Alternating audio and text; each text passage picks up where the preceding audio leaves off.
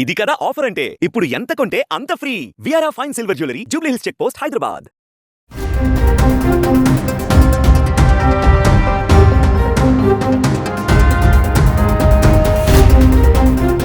ఇకపై gold loan తీసుకోవడం అంత ఈజీ కాదు.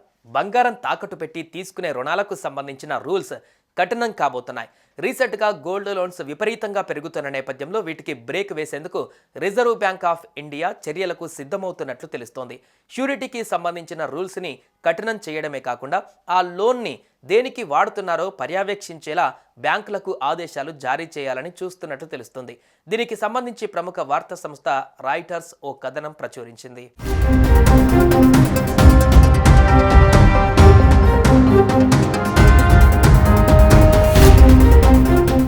బంగారంతో తీసుకొని వెళితే నిమిషాల వ్యవధిలో రుణం మంజూరు అవుతుండడంతో చాలామంది ఇలాంటి లోన్స్కే ప్రిఫరెన్స్ ఇస్తుంటారు.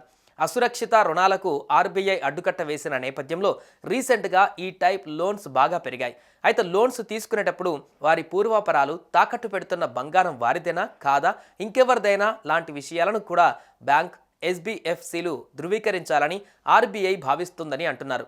లోన్స్ జారీలో ఫైనాన్షియల్ ఇన్స్టిట్యూషన్స్ అన్నీ ఒకేలా విధి విధానాలు పాటించేలా చర్యలు తీసుకోబోతుందని అంటున్నారు.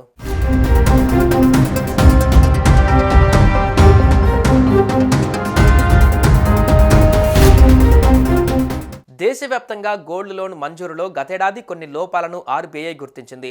లోన్ ఇచ్చే టైంలోనే బంగారం విలువ నిర్ధారణతో పాటు ప్రాసెసింగ్ ఫీ, వడ్డీ విషయంలో వేరువేరు పద్ధతులను ఫైనాన్షియల్ ఇన్స్టిట్యూషన్స్ అనుసరిస్తున్నట్లుగా ఆర్బీఐ దృష్టికొచ్చింది. ఒకే పాన్ కార్డుపై ఒకే ఏడాది అనేకసార్లు గోల్డ్ లోన్స్ ఎలా మంజూరు చేస్తున్నారంటూ ప్రశ్నించింది. లోన్ తిరిగి చెల్లించడంలో విఫలమైన వారికి సమాచారం లేకుండానే వారి బంగారాన్ని వేలం వేస్తున్న సంఘటనలను ఆర్బీఐ గుర్తించింది. ఫైనల్గా ఆర్థిక సంస్థలేవి ఒకే తరహా విధానాలు పాటించడం లేదన్న నిర్ణయానికి వచ్చిన ఆర్బీఐ బంగారం, గోల్డ్ లోన్స్ జారీ దగ్గర నుంచి ఆ డబ్బుల వాడకం, గోల్డ్ విడిపించుకోకపోతే అది వేలం వేసే వరకు ప్రతిదానికి విధి విధానాలను ఖరారు చేయాలని ఆర్బీఐ భావిస్తున్నట్లుగా తెలుస్తోంది.